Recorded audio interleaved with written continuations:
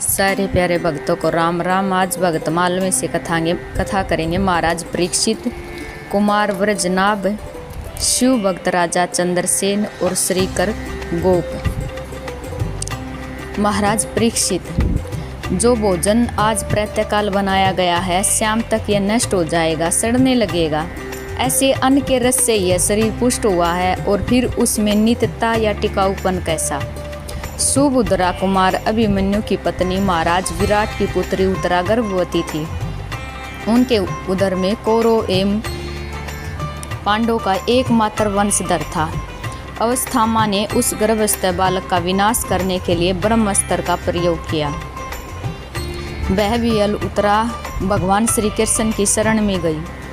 भगवान उसे वरदान दिया और बालक की रक्षा के लिए वे सूक्ष्म रूप से उत्तरा के गर्भ में स्वयं पहुंच गए।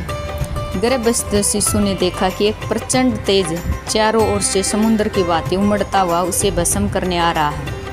इसी समय बालक ने अंगूठे के बराबर ज्योतिर्मय भगवान को अपने पास देखा।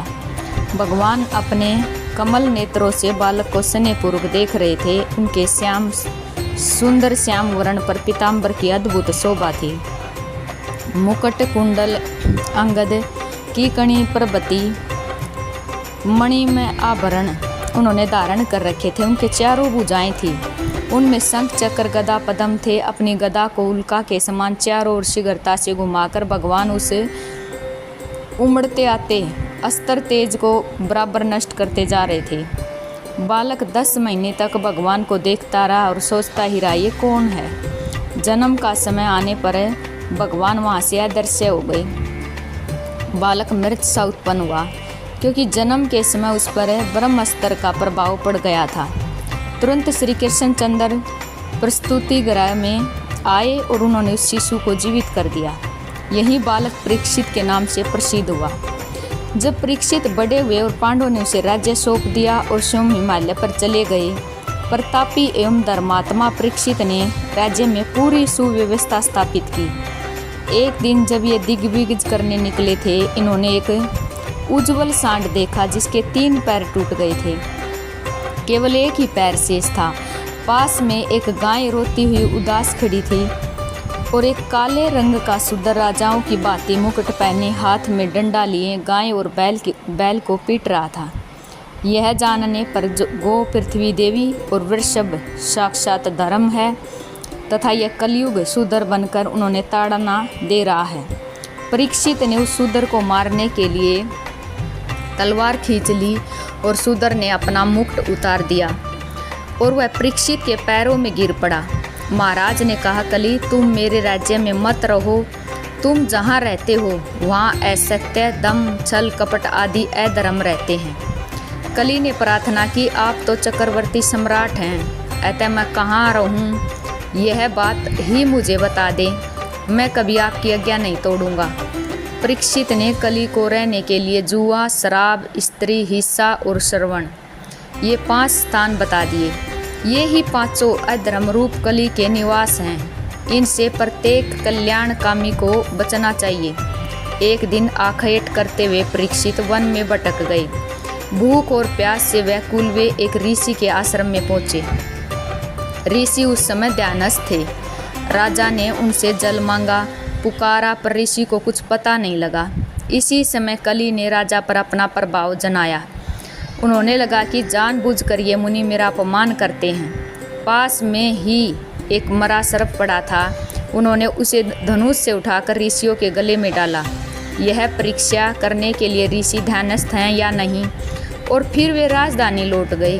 बालकों के साथ खेलते हुए उन ऋषि ने तेजस्वी पुत्र ने जब ये समाचार पाया तब श्राप दे दिया, इस दुष्ट राजा को आज के 7वें दिन तक्षक काट लेगा। घर पहुंचने पर परीक्षित को स्मरण आया कि मुझसे आज बहुत बड़ा अपराध हो गया। वे पश्चाताप कर ही रहे थे, इतने में सांप की बात का उन्होंने पता लगा। इससे राजा को तनिक भी दुख नहीं हुआ। अपने पुत्र जन्मेजय को राज्य देकर वे गंगा तट पर जा बैठे। 7 दिनों तक उन्होंने निर्जल व्रत का निश्चय किया और उनके पास उस समय बहुत से ऋषि मुनि आए। परीक्षित ने कहा, ऋषिगण मुझे श्राप मिला, यह तो मुझ पर भगवान की कृपा ही हुई। मैं विषय भोगों में आसक्त हो रहा था। दया में भगवान ने साप के बहने मुझे उनसे अलग कर दिया। अब आप मुझे भगवान का पावन चरित्र सुनाइए। उसी समय वहाँ घूमते हुए श्री सुखदेव जी पहुँच गए और परीक्षित ने उनका पूजन किया। उनके पूछने पर सुखदेव जी ने 7 दिनों में उन्होंने पूरे श्रीमद् भागवत का उपदेश किया। अंत में परीक्षित ने अपना चित्त भगवान में लगा दिया। तक्षक ने आकर उन्होंने काटा और उसके विष से उनका देह भस्म हो गया, पर वे तो पहले ही शरीर से ऊपर उठ चुके थे। उनको इस सब का पता तक नहीं चला। कुमार वृजनाभ। श्री अनिरुद्धाचार्य के पुत्र वृजनाभ ही यदुकुल के महासंहार से बचे थे। स्त्रियां सेवक आदि के साथ अर्जुन ने उन्होंने हस्तिनापुर ले आए। वहीं युधिष्ठिर जी मथुरा मंडल का उनको राज्य बना दिया और उस समय वृजनाभ की अवस्था छोटी ही थी। पांडवों के महाप्रस्थान के पश्चात परीक्षित जी स्वयं वृजनाभ को मथुरा का राज्य सौंपने आए। उस समय पूरा ब्रजमंडल उजड़ा पड़ा था। वहाँ कोई पशु पक्षी भी नहीं रह रहा था। मथुरा में केवल शून्य भवन थे, साधारण पत्थरों के। परीक्षित ने वृजनाभ से कहा, तुम राज्य, कोष, सेना आदि के लिए चिंता मत करना। यह सब मैं तुम्हें बहुत अधिक दूंगा और कोई शत्रु मेरे जीते जी तुम्हारी ओर देख नहीं सकता। तुम तो केवल माताओं की सेवा करो। इनको जैसे प्रसन्नता हो वही तुम्हें करना चाहिए। वृजनाभ ने कहा, चाचा जी, यद्यपि मैं अभी बालक हूँ, फिर भी मुझे सभी अस्त्र शस्त्रों का ज्ञान है। राज्य, धन या शत्रु की कोई चिंता नहीं। किंतु मैं यहाँ राज्य किस पर करूँ? यहाँ तो प्रजा ही नहीं है। आप इसकी कोई व्यवस्था करें। परीक्षित ने पता लगाया तो यमुना किनारे महर्षि शांडिल्य जी का आश्रम मिल गया। राजा के बुलाने पर वे व्रजराज श्री नंदराय के पुरोहित आए। उन ऋषि श्रेष्ठ ने बताया, राजन, व्रज भूमि तो दिव्य भूमि है। साधारण नेत्रों से उसके अभी तक दर्शन होते हैं जब तक श्री कृष्ण चंद्र इस लोक में अपनी लीला प्रकट रूप से करते हैं। श्री कृष्ण के अपने धाम पधारने पर व्रज भी अदृश्य हो गया। अब तो उसका दर्शन अधिकारी पुरुष ही कर पाते हैं। तुम मथुरा के मणिमय भवनों को तो इन पत्थरों के रूप में बदला देखते भी हो, पर ब्रज में तो कूप, सरोवर आदि तक नहीं दिखेंगे। वहाँ तो अब केवल कटीली लताएं, सूखे वृक्ष, रेतीली भूमि वियोग की सूचना रूप से रह गई है। परंतु तुम चिंता मत करो, मैं तुम्हें श्री कृष्ण की सभी लीला स्थलियाँ बताऊँगा और तुम वहाँ लीला के अनुरूप सरोवर, कुंड, कूप बनवाओ तथा भगवान के श्री विग्रह की स्थापना करो। बाहर से कपि, मयूर, गो आदि वे पशु पक्षी यहाँ लाकर बसाओ जो श्याम सुंदर को प्यारे थे, और ब्रज के लोगों के जो संबंधी अन्यत्र मिले हैं उनको भी यहाँ ले आकर धन धान्य से संतुष्ट करके बसाओ। महर्षि की आज्ञा से परीक्षित तथा वृजनाभ ब्रज में सरोवर, मंदिर आदि बनाने तथा लोगों को बाहर से लाकर वहाँ बसाने में लग गई। एक दिन श्री कृष्णचंद्र की पत्नियों ने श्री यमुना जी के साक्षात दर्शन किए। यमुना जी को सौभाग्यवती के वेश में देखकर आश्चर्य से उन्होंने कारण पूछा।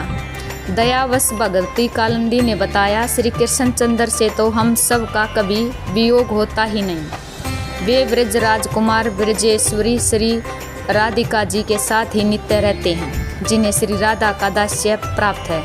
नंद का नित्य सामीप्य उन्होंने प्राप्त रहता है। तुम लोग उद्धव जी के दर्शन करो। गोवर्धन के समीप उद्धव जी लता कुंजों में एक होकर रहते हैं। श्याम सुंदर के लीला गुण नाम कीर्तन से वे प्रत्यक्ष हो जाएंगे।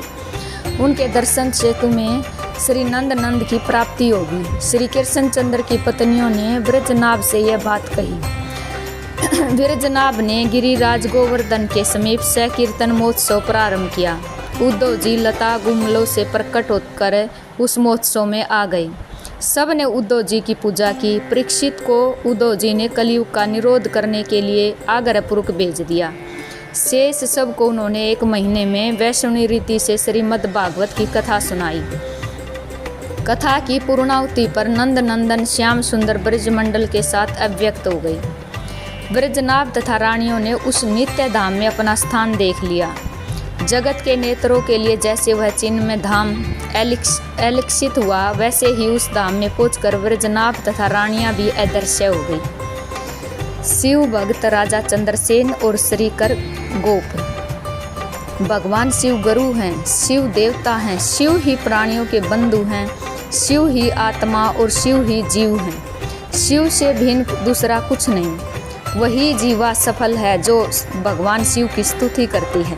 वही मन सार्थक है जो भगवान शिव के ध्यान में संलग्न होता है। वही कान सफल है जो उनकी कथा सुनने के लिए उत्सुक रहते हैं। और वे ही दोनों हाथ सार्थक हैं जो शिव जी की पूजा करते हैं। वे नेत्र धन्य हैं जो भगवान शिव जी की पूजा का दर्शन करते हैं। वह मस्तक धन्य है जो भगवान शिव के सामने झुक जाता है। वे पैर धन्य हैं जो भक्ति पूर्वक शिव के क्षेत्र में सदा भ्रमण करते हैं। जिसकी संपूर्ण इंद्रियां भगवान शिव के कार्यों में लगी रहती है, वह संसार सागर से पार हो जाता है और भोग तथा मोक्ष प्राप्त कर लेता है। भगवान शिव की भक्ति से युक्त मनुष्य चांडाल, पुलकस्य, नारी, पुरुष, स्वानी, पुंसक कोई भी क्यों न हो, तत्काल संसार बंधन से मुक्त हो जाता है। जिसके हृदय में भगवान शिव की लेस मात्र भी भक्ति है, वह समस्त देहधारियों के लिए वंदनीय है। उज्जैनी के राजा चंद्रसेन इसी श्रेणी के शिव भक्त थे। वे भगवान महाकाल के अनन्य उपासक थे। शिव पार्षदों में अग्रगण्य श्री मणिभद्र जी राजा की अनन्य भक्ति देखकर उनके सखा हो गए थे। उन्होंने प्रसन्न होकर महाराज चंद्रसेन को एक ऐसी दिव्य चिंतामणि प्रदान की थी जो सूर्य तथा कौस्तुभमणि के समान देदीप्यमान थी। वह चिंतन करने मात्र से ही मनोवांछित वस्तु प्रदान करने वाली थी। उस चिंतामणि को कंठ में धारण करके राजा जब सिंहासन पर बैठते, तब देवताओं के बीच में भगवान सूर्य की भांति उनकी शोभा होती थी।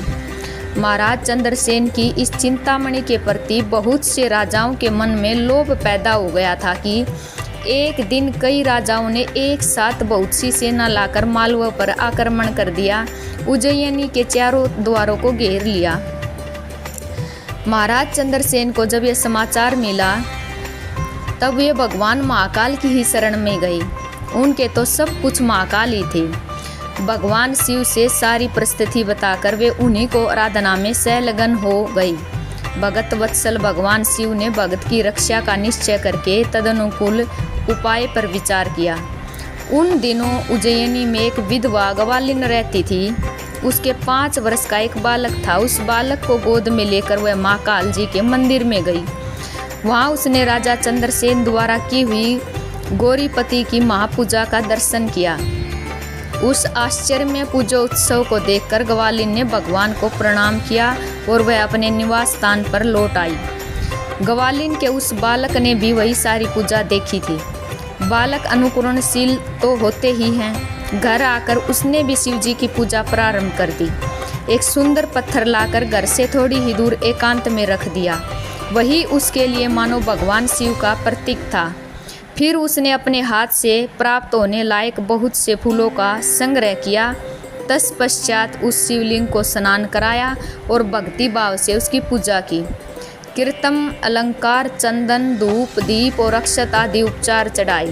भांति भांति के सुंदर पत्रों और पुष्पों से भगवान का श्रृंगार किया। मानसिक नैवेद्य निवेदन करके भगवान के चरणों में मस्तक झुकाया। इसके बाद भावावेश में उसने नृत्य भी किया। इसी समय ग्वालिन ने भोजन को तैयार करके उस बालक को बुलाया। जब वह नहीं आया, तब वह स्वयं उसके पास गई। उसने देखा उसका लाडला भगवान शिव जी की पूजा करके ध्यान लगाए बैठा है। ग्वालिन ने हाथ पकड़कर खींचा, तब भी बालक नहीं उठा। इस पर वह खींच उठी और बालक को पीटने लगी। इतने पर भी जब वह उठने को राजी नहीं हुआ, तब उसकी माँ ने वह पत्थर उठाकर दूर फेंक दिया। उस पर चढ़ी हुई सारी पूजा सामग्री इधर उधर बिखर गई। यह देख बालक हाय हाय करके रो उठा। देव महादेव की रट लगाता हुआ वह सहसा मूर्छित होकर गिर पड़ा। थोड़ी देर में जब उसे चेत हुआ, तब आंखें खोलकर उसने देखा उसका वही निवास स्थान एक परम रमणीय शिवालय बन गया था। मणियों के जगमगाते हुए खंभे उसकी शोभा बढ़ा रहे थे। उसके द्वार, किवाड़ और सदर फाटक सभी सुवर्णीय में थे। वहाँ की भूमि बहुमूल्य नीलमणि और हीरों के चबूतरों से शोभा पा रही थी। यह सब देखकर बालक उठा और हर्ष के पारावार में निमग्न हो गया। उसे यह समझते देर न लगी कि यह सब कुछ भगवान शिव की पूजा का प्रभाव है। उसने भगवान शिव को साष्टांग प्रणाम किया और इस प्रकार प्रार्थना की कि देव उमापते मेरी माता का अपराध क्षमा करे। भगवान शिव को संतुष्ट करके बालक जब संध्या के समय मंदिर से बाहर निकला तब अपने घर में गया। वह स्थान इंद्रनगर की भांति शोभा पा रहा था। भवन के भीतर प्रवेश करके उसने देखा उसकी माता बहुमूल्य पलंग पर राजोचित वस्त्राभूषण को धारण करके सो रही है। उसने माता को जगाया। ग्वालिन ने उठने पर सब कुछ अपूर्ववत देखा। पुत्र के मुख से यह जानकर कि सब कुछ भगवान शिव की कृपा का प्रसाद है, वह बहुत प्रसन्न हुई। उसने इस घटना का समाचार महाराज को दिया और महाराज चंद्रसेन ने पुरोहित और मंत्रियों के साथ आकर यह सारा वैभव देखा और भगवान शिव की भगत वत्सलता का विचार करके प्रेम के आंसू बहाते हुए उन्होंने गोप बालक को हृदय से लगा लिया। इस अद्भुत घटना का समाचार सब और बिजली की तरह फैल गया। युद्ध के लिए आए हुए राजाओं ने जब यह बात सुनी तब उनके हृदय में वैर भाव जाता रहा। वे भी राजा की आज्ञा से नगर में आए और भगवान शिव की महिमा का प्रत्यक्ष देखकर उनके चरणों में मन लगाया। यही बालक श्रीकर गोप के नाम से प्रसिद्ध हुआ। इस प्रकार भगवान शिव ने अपने शरणागत भक्तों की रक्षा की और अंत में वे दोनों भक्त भगवान शिव के परम धाम में गए। सभी प्यारे भक्तों को राम राम जी।